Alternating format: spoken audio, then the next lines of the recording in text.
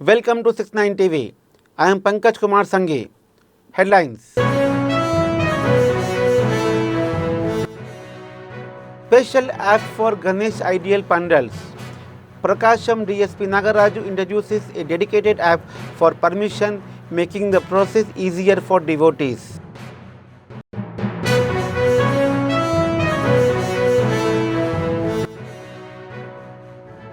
Political criticism. Allur MLA Veerapakshi slashes out at CM Chandrababu, alleging incomplete implementation of promises.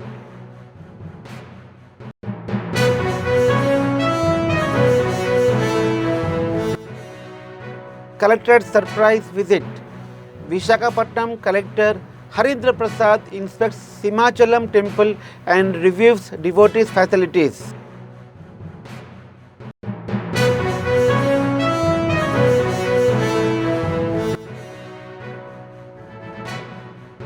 Tadikonda MLA Shravan Kumar accuses YSRCP leaders of spreading false propaganda.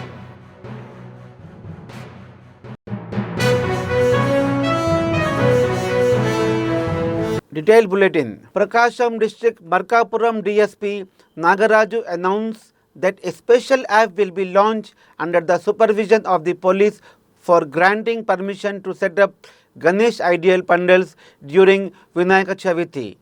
He stated that those installing ideals must obtain prior permissions. Previously, applicants had to submit requests on paper, but now with the introduction of this app, the entire process will become simpler and faster. విగ్రహానికి బాధ్యత ఎవరు వహిస్తున్నారు, ఆ విగ్రహానికి ఎన్ని రోజులు పూజలు అందిస్తారు, ఆ పూజలు అందించిన తర్వాత ఆ విగ్రహాన్ని ఏ రూట్ ద్వారా ఎక్కడ నిమజ్జనం చేస్తున్నారు, అది ఎన్ని గంటలకి దాన్ని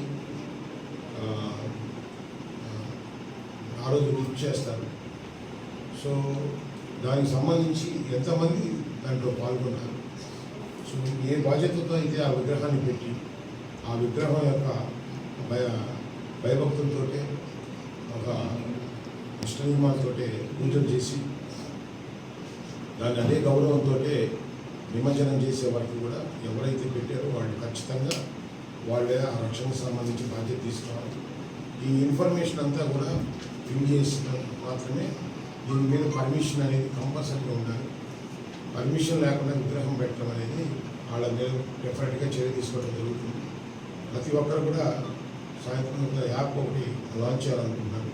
అంతకుముందు అంటే పేపర్ మీద పర్మిషన్ తీసుకొని యాప్ ఒకటి పెట్టాలనుకుంటున్నాం. ఆ యాప్ ద్వారా మీరు అప్లికేషన్ అంటే మీరు ఫార్వర్డ్ చేసి దానికి సంబంధించి మైక్ పర్మిషన్స్ కానీ అన్నీ కూడా ఏ లొకాలిటీలో పెట్టుకుంటాం, ఆ లొకాలిటీ సెన్సిటివిటీ ఉంటుంది. ఏదో మీరు పెట్టినట్టే మనకు తెలుసు మనది లౌకిక రాజ్యం కాబట్టి మనం ఒక విగ్రహం పెడుతున్నామంటే ఆ లొకాలిటీ కూడా ఇన్ఫ్లుయెన్స్ అవుతుంది. అట్లాగే గ్రామాల్లో గ్రూపులు ఉంటాయి, అట్లాగే వాళ్ళు వచ్చి ఒక పోటీ విగ్రహాలని విగ్రహ రాజకీయాలు చేసినట్టు భక్తి శ్రద్ధలతో ప్రతి ఒక్కరు కూడా చేసుకొని పోలీసు సహకారం తీసుకొని పోలీసు పర్మిషన్ లేకుండా ఏ విగ్రహాలు పెట్టకూడదని, సో వీలైనంత వరకు తక్కువ టైం మాత్రమే పెట్టి త్వరగా అది నిమజ్జనం కంప్లీట్ చేసి అందరూ కూడా మంచి శాంతి పద్ధతులు బాగా ఉండేటట్టుగా చూసి ప్రశాంత వాతావరణంలో సబ్ డివిజన్లో ఉండే ఈ మొత్తం 12 మండల ప్రజలందరూ కూడా మంచిగా పోలీస్ స్టేషన్ పరిధిలో ఉండే అందరూ కూడా మంచిగా పండుగ చేసుకొని సంతోషంగా ఉండాలని ఆకాంక్షిస్తున్నాను. ఎప్పుడు కూడా పోలీస్ అంతా కూడా వీటన్ని మీకు ప్రజల పక్షాన్ని ఉంటాము. కాకపోతే ఆ గైడ్లైన్స్ రూల్స్లోనే ఆ ఫ్రేమ్వర్క్లోనే మీరు ఖచ్చితంగా పాటించాలి. శాంతి భద్రతని కాపాడుకోవడం కోసం పోలీసుకి సహకరించాలి. Thank you. High Court Advocate Petiti Raja Rao made serious allegation against Nidigunta Aruna, girlfriend of rowdy shooter Shrikant. He accused her of being involved in ganja smuggling and several illegal activities. He also claimed that Aruna does not belong to the SC community and demanded a detailed investigation. This accusation have created a sensation in both Telugu states. ఆమె ఈరోజు కేవలం SC మహిళ కాకపోయినా SC మహిళ అని చెప్పి ఆమె కేవలం ఓసీ దానికి సంబంధించిన ప్రూఫ్లతో సహా గౌరవ కోర్టులో ఎస్సీ ఎస్టీ కోర్టులో ఒరిజినల్ సీఏ కాపీ కూడా పేపర్ల వారి ముందుకు కూడా తెలియజేస్తున్నాను. నేను ఒకటే అనేది, ఆమె మీద కఠిన చర్య తీసుకోవాలి. ఆమె వల్ల చాలామంది కూడా బస్సు పట్టిపోయారు. ఆమె ఏమి రౌడీ అయితే ఆమె వరకు ఉండాలా, అంతేగాని 10 మంది మీద దౌర్జన్యం చేసే హక్కు ఆమెకేముంది అంటున్నా. చట్టాలు ఉన్నాయి, ఖచ్చితంగా అధికారులు ఉన్నారు, ఏం చేయాలనేది వాళ్ళు ఖచ్చితంగా నిర్ణయిస్తారు. ఈరోజు ఆల్ డిపార్ట్మెంట్లు కూడా ఈరోజు బయటకు వచ్చినాయి. ఎందువల్లంటే కారణం ఏంటంటే ఒక మీడియా సోదరుల వల్లే ఈరోజు ఆమెకి పంట పండింది. ఈరోజు ఆమె ఆ సాయి ఎన్క్లేవ్ అపార్ట్మెంట్లో ఉంటే దానికి బినామీలైనటువంటి మునీంద్ర రేఖ ఆమె ఆస్తుల మీద కానీ, ఈ విధంగా సాయి ఎన్క్లేవ్ అపార్ట్మెంట్లో ఫస్ట్ ఫ్లోర్లో ఉంటున్న మునీంద్ర రేఖ వీళ్ళిద్దరూ కూడా ఆమెకి సపోర్టు. వాళ్ళని కూడా ఈ కేసుల్లో ముద్దాయిల కింద విచారణ చేసి ఇరికించాలని కూడా నేను తెలియజేస్తున్నా. ఎవరికి కూడా అన్యాయం జరగకుండా చూసి ఆమె చేసినటువంటి వాటిని ఆమె అన్యాయంగా ఈ విధంగా బ్లాక్ మనీ అంతా కూడా ప్రభుత్వం వారు స్వాధీనం చేసుకొని ఈ విధంగా ప్రజలందరికీ న్యాయం చేయాలని కోరుతున్నా. నమస్తే. Allur MLA Veerapakshi severely criticized Andhra Pradesh CM Chandrababu Naidu, alleging that the government is only partially fulfilling election promises and deceiving the public. He highlighted that schemes like free bus services, free gas, Annadata Sukhibhava and other welfare initiatives are not being implemented properly. He also accused the government of planning to remove disability pensions, forcing disabled people to run around offices and face hardship. 50 ఏళ్ళకి pension అంటేనే 50 ఏళ్ళు ఉన్న వాళ్ళందరూ మీకు ఓట్లేసి గెలిపించినారు. అలాంటిది ఈరోజు pension దాదాపుగా 4.5 లక్షల మందికి ఈరోజు కుంటి శాఖలు చెప్పి 40% అని చెప్పి వికలాంగుల కాళ్ళు పోయిన వాళ్ళకి కానీ మొత్తం ఈరోజు రోడ్డును మరేసి చాలామంది ఆత్మహత్యలు చేసుకుంటున్నారు. ఇది మా ఊర్లోనే ఒక ఆయన పెద్ద మనిషి వచ్చినాడు, ఆయన కళ్ళు కనబడు. అలాంటి వ్యక్తి వచ్చి నేను ఆత్మహత్య చేసుకుంటా, నాకు పింఛన్ రాకపోతే నాకు ఎవరు చూస్తారు? కనీసం ఆయన ఇచ్చేదేమో మాకు 6,000 వద్దు, ఉన్నది 4,000 ఇచ్చినా చాలు మాకు అనే విధంగా ఉన్నాడు. నేను పింఛని వికలాంగులకి 6,000 పెంచమన్నాడు ఎవడు నిన్ను? ఉన్నిని తీసేయమన్నాడు ఎవడు నిన్ను? ఉన్నిని పింఛన్లు 6,000 4,000 ఇచ్చాయి అందరికి సారసోటుగా. ఆ రోజు మా జగన్మోహన్ రెడ్డి గారు మా ప్రభుత్వం ఉన్నప్పుడు నెల ఈ నెల ఆ నెలకే ఖచ్చితంగా పింఛన్లు ఎన్నో వచ్చి ఆ పింఛన్లు చేసిన విధంగా ప్రతి నెలకి పింఛన్లు వచ్చినాయి. ఈ రోజు వరకు మీరు 15 నెలలు అయింది, ఇంతవరకు ఒక్క పింఛన్ కానీ కొత్త పింఛన్ లేదు. వితంతుల పింఛన్లు కానీ ఇంకా లేదు. దాదాపుగా 2 సంవత్సరాలు. Visakhapatnam Collector Harendra Prasad conducted a surprise inspection of the Sri Veeraha Lakshmi Narasimha Swami temple at Simhachalam. He closely reviewed facilities provided to devotees, including drinking water, toilets, cleanliness, prasadam quality and other amenities. He later held a discussion with temple authorities regarding necessary improvements.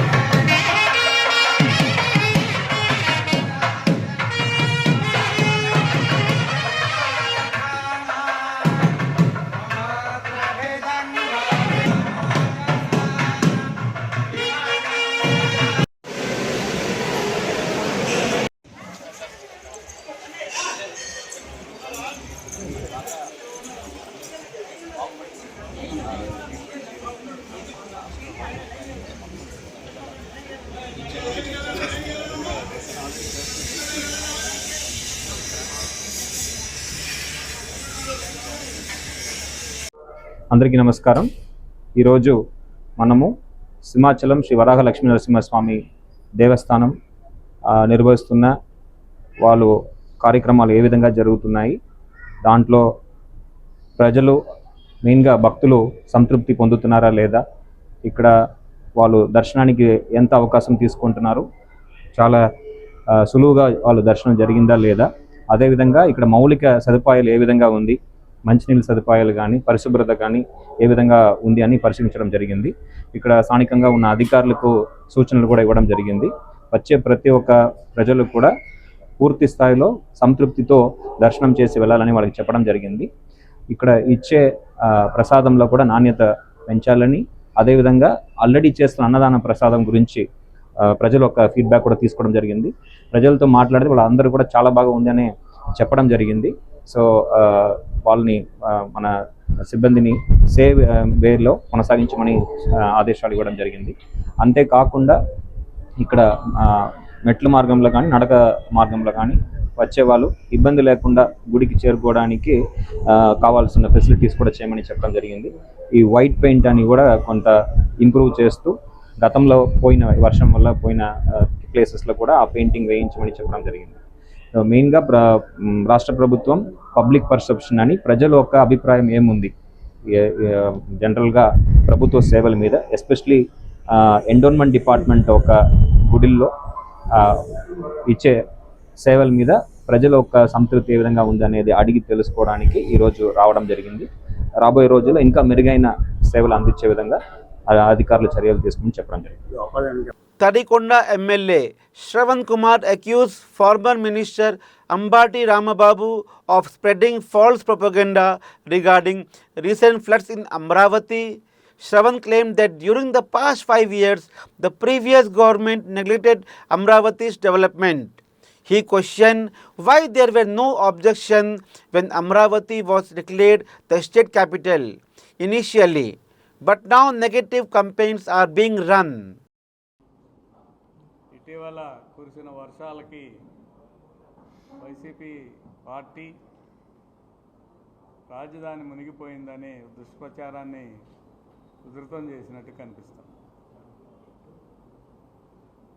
టీఎంసీలకి క్యూసెక్కులకి తేడా తెలియని మాజీ నీటిపారుదల శాఖ మంత్రి అంబటి రాంబాబు గారు కొండవీటి వాగు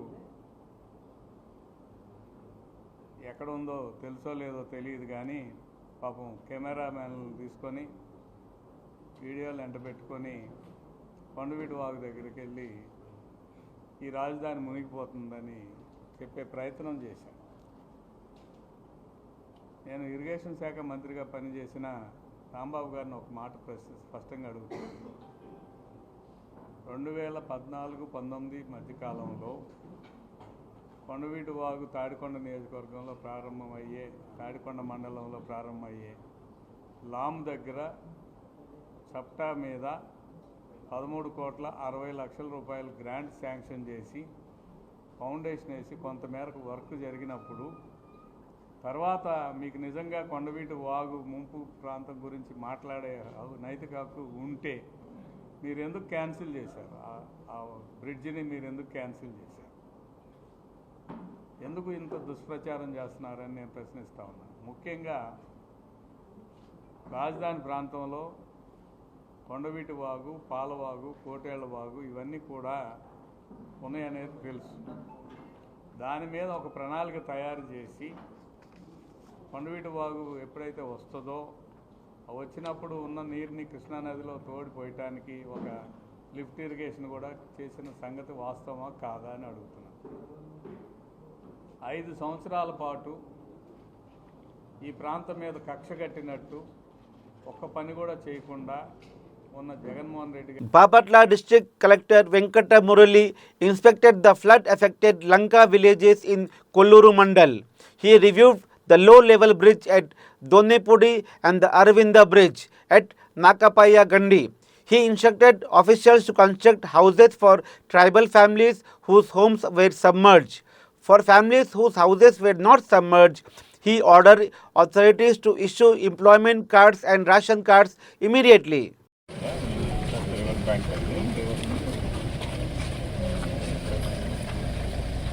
ఇప్పుడు వెళ్ళడానికి అవుతుందా?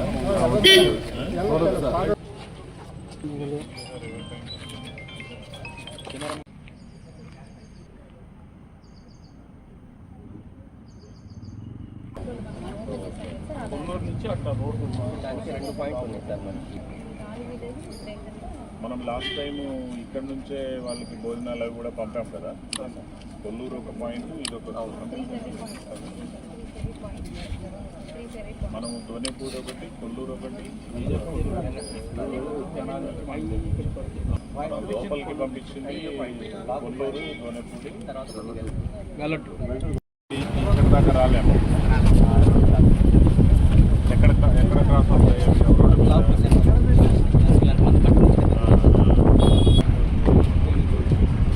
టైం సార్ మనకి అభిప్రాయాలు కానీ 11.44 ల్యాక్స్ చేశారు మనకి 2 చేశారు సార్. 2-3 చోట్ల తగ్గే పరిస్థితి. అవును sir.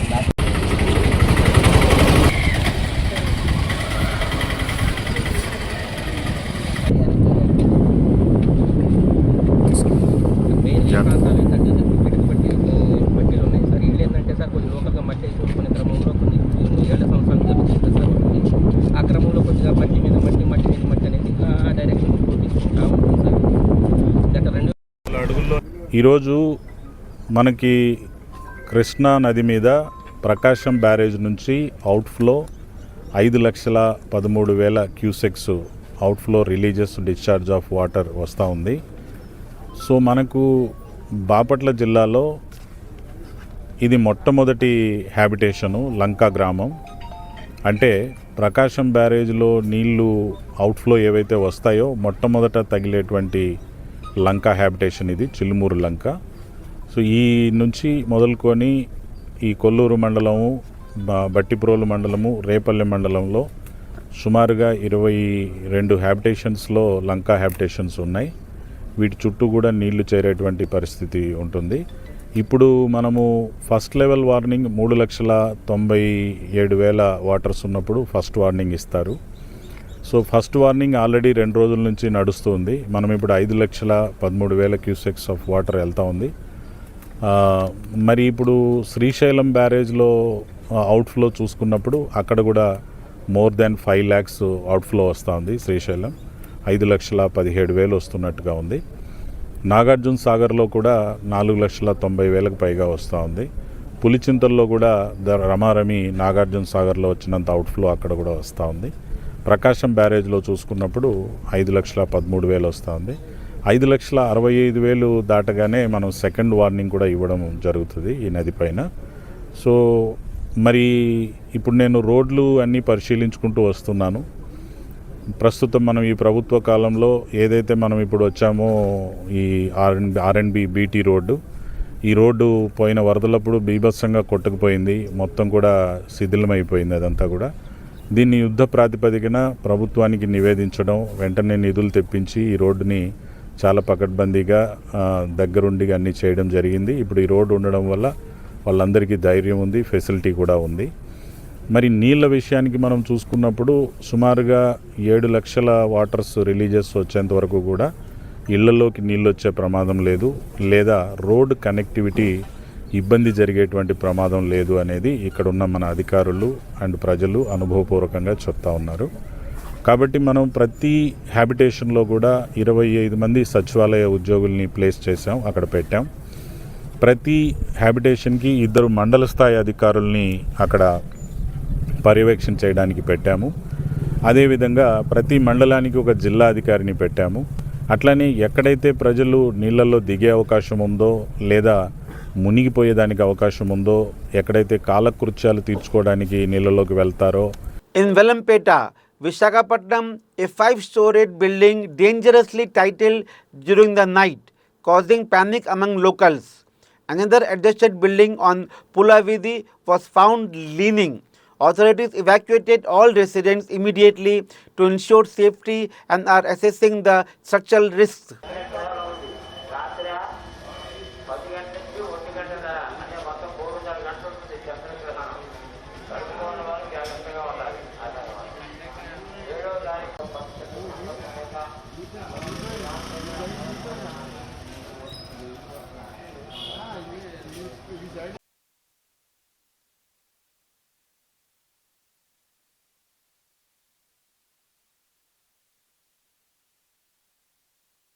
YSRCP Visakhapatnam District President KK Raju accused CM Chandrababu Naidu and Janasena Chief Pawan Kalyan of betraying Vizag steel plant workers. He reminded that under the YSRCP government, Jagan Mohan Reddy has passed a resolution in the Assembly opposing privatization and has written twice to Prime Minister Narendra Modi requesting not to privatize the plant. He criticized the current alliance government for misleading workers with false promises. అందరికీ నమస్కారం.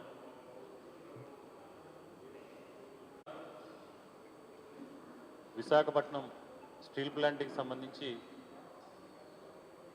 Steel plant ప్రైవేటీకరణకు కేంద్రంలో అధికారంలో ఉన్న BJP ప్రభుత్వం ఏ విధంగా వ్యూహాత్మకంగా steel ప్లాంట్ని ప్రైవేటు పరం చేయాలి, ఏ విధంగా ప్రైవేటు వ్యక్తులకు కట్టబెట్టాలనేది ఆలోచిస్తున్నారో మనందరికీ కూడా తెలిసిందే. ముఖ్యంగా గత 5 సంవత్సరాల కాలంలోని వైఎస్ఆర్ కాంగ్రెస్ పార్టీ ప్రభుత్వం అధికారంలో ఉన్నప్పుడు ఆనాటి ముఖ్యమంత్రి శ్రీ వైఎస్ జగన్మోహన్ రెడ్డి గారు స్టీల్ ప్లాంట్ ప్రైవేటీకరణకి సంబంధించి ప్రైవేటీకరణ దిశగా వ్యూహాత్మకంగా కేంద్ర ప్రభుత్వం వేస్తున్న ప్రతి అడుగులోనూ కూడా అడ్డు తగిలి పెద్ద ఎత్తున వైఎస్ఆర్ కాంగ్రెస్ పార్టీ తరఫున కార్మిక సంఘాలు, అదేవిధంగా ఆంధ్రప్రదేశ్ రాష్ట్ర ప్రజలు అందరినీ కూడా మమేకం చేసి పెద్ద ఎత్తున పోరాటాలు చేయడంతో పాటు స్వయంగా ఆనాడు జగన్మోహన్ రెడ్డి గారు విశాఖపట్నానికి విచ్చేసి కార్మిక సంఘాల నాయకులందరితోని, అఖిలపక్షం అందరితోని కూడా సమావేశమై వారు చెప్పిన సూచనలు, సలహాలను తీసుకుని ఆ రోజు ప్రైవేటీకరణ కాకుండా అడ్డుకోవడం కోసం ఆంధ్రప్రదేశ్ రాష్ట్రంలో ఆంధ్రప్రదేశ్ రాష్ట్ర అసెంబ్లీలో తీర్మానం చేయడంతో పాటు ఆ తీర్మానాన్ని కేంద్ర ప్రభుత్వానికి పంపించి తదనంతరం ప్రధానమంత్రి గారిని కూడా కలిసి విశాఖపట్నం ఉక్కుని ప్రైవేటీకరణ చేయొద్దని ఆంధ్రప్రదేశ్ రాష్ట్ర ప్రభుత్వం తరఫున విజ్ఞప్తి చేయడంతో పాటు ఏ విధంగా స్టీల్ ప్లాంట్ని నష్టాల నుంచి బయటికి తీసుకొచ్చి ముందుకు నడిపించాలని నిపుణులు, మేధావులు సూచనలతో ఆ రోజు జగన్మోహన్ రెడ్డి గారు కూడా కేంద్ర ప్రభుత్వానికి విన్నవించడం, ప్రైవేటీకరణ కాకుండా పెద్ద ఎత్తున ఒత్తిడి తీసుకురావడం కూడా జరిగింది. కానీ ఈరోజు ఎన్నికలకు ముందు గత 5 సంవత్సరాల కాలంలోనూ కూడా చంద్రబాబు నాయుడు గారు కానీ, ఈ కూటమి నాయకులు కానీ, ఉప ముఖ్యమంత్రి పవన్ కళ్యాణ్ గారు కానీ స్టీల్ ప్లాంట్ విషయంలో పెద్ద ఎత్తున ఆ రోజు వైఎస్ఆర్ కాంగ్రెస్ పార్టీ ప్రభుత్వం పైన దుష్ప్రచారం చేసి ఎన్నికలకు ముందు తీయని మాటలతో ఆంధ్రప్రదేశ్ రాష్ట్ర ప్రజలను కానీ, ఉక్కు కార్మిక సంఘాలను కానీ, కార్మికులు కానీ, ఉత్తరాంధ్ర ప్రాంత వాసులను కానీ మేము ఎట్టి పరిస్థితుల్లోని కూడా మా కంఠంలో ప్రాణం ఉన్నంత వరకు, మాకు ఊపిరున్నంత వరకు స్టీల్ ప్లాంట్ని ప్రైవేటీకరణ కానివ్వం, మాకు ఓట్లు వేసి గెలిపిస్తే, మీరు మమ్మల్ని అసెంబ్లీకి, పార్లమెంట్కి పంపితే మేము పెద్ద ఎత్తున కేంద్ర ప్రభుత్వంపై ఒత్తిడి తీసుకొచ్చి సొంత గనులు కేటాయించే విధంగా కేంద్ర ప్రభుత్వంపై ఒత్తిడి తీసుకొస్తాం అని ఆ రోజు నమ్మబలికి ఈరోజు ఎన్నికల్లో గెలిచిన తర్వాత ఆంధ్రుల ఆత్మగౌరవాన్ని తాకట్టు పెట్టే విధంగా స్టీల్ ప్లాంట్ ప్రైవేటీకరణ విషయంలో కేంద్ర ప్రభుత్వం వ్యూహాత్మకంగా వేస్తున్న అడుగులకి మడుగులు ఒత్తి ఈరోజు ఈ కార్మిక సంఘాలకి, కార్మికులకి ప్రత్యక్షంగా పరోక్షంగా ఉన్న సుమారు 1,00,000 కుటుంబాలకి ఆంధ్రప్రదేశ్ రాష్ట్ర ప్రజలకి కూడా ఈరోజు తీరని అన్యాయం చేస్తూ ఉన్నారు.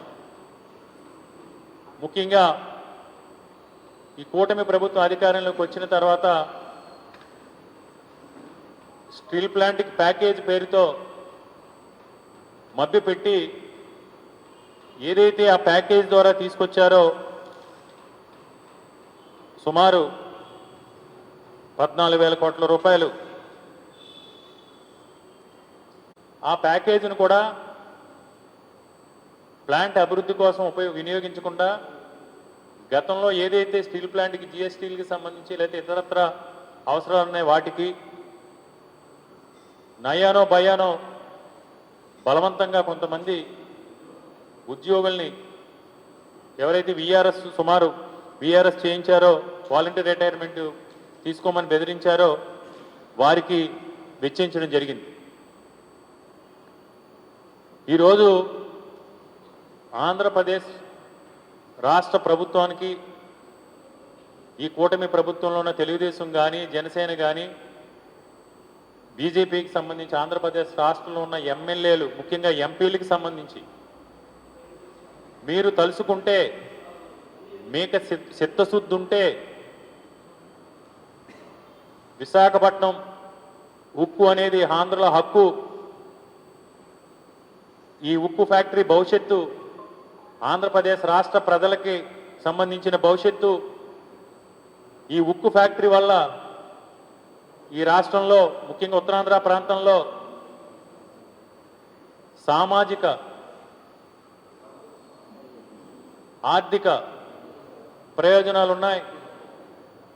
ఈ సామాజిక ఆర్థిక ప్రయోజనాలను దెబ్బ కొట్టకుండా ఈ ప్రాంత వాసుల ఆత్మాభిమానాన్ని ఆత్మగౌరవాన్ని కాపాడాలనే చిత్తశుద్ధి కనుక మీలో ఉంటే ఈరోజు మీరే గొప్పలు చెప్పుకుంటా ఉన్నారు. కేంద్ర ప్రభుత్వంపై మాపై నడుస్తుంది, మేము ఇక్కడ ఏది చెబితే అదే కేంద్ర ప్రభుత్వం చేస్తుందని మీ ఎల్లో మీడియాలో పెద్ద ఎత్తున మీరు గొప్పలు చెప్పుకుంటూ ఉన్నారు. మరి మీరు ఈరోజు ఈ కూటమి ప్రభుత్వం అధికారంలోకి వచ్చిన తర్వాత ముఖ్యమంత్రి గారు అనేక సార్లు ఢిల్లీ పర్యటనలు చేశారు. మీకు నిజంగా చిత్తశుద్ధి ఉంటే ప్రజలకి చేసిన వాగ్దానాల మీద ప్రమాణాల మీద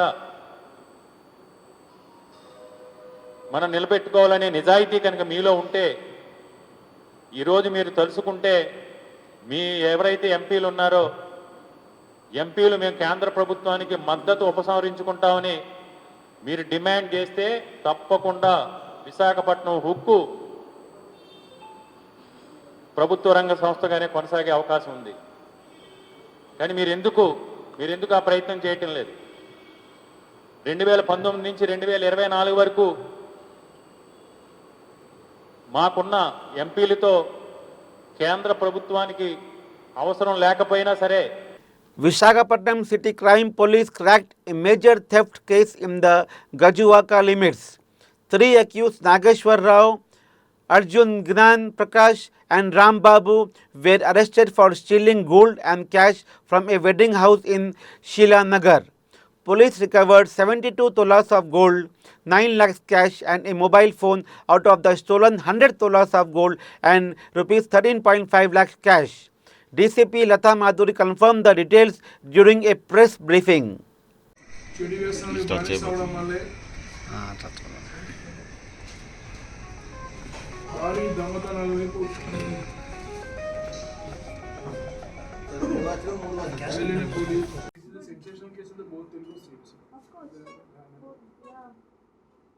Our crime staff has done excellent work. We have to appreciate.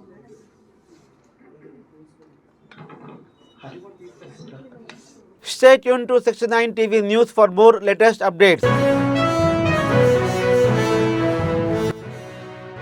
Special app for Ganesh Ideal Pandals. Prakasham DSP Nagaraju introduces a dedicated app for permission, making the process easier for devotees.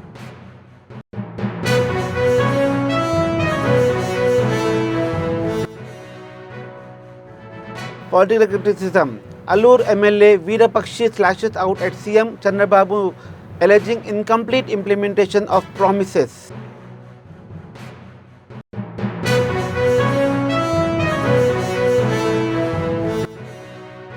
Collectorate surprise visit. Visakhapatnam Collector Harindra Prasad inspects Simachalam temple and reviews devotees' facilities.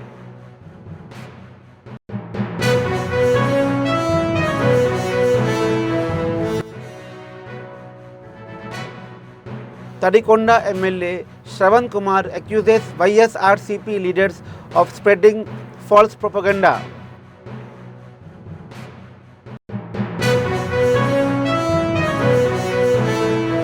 Signing off, Pankaj Kumar Sanghi. Thank you.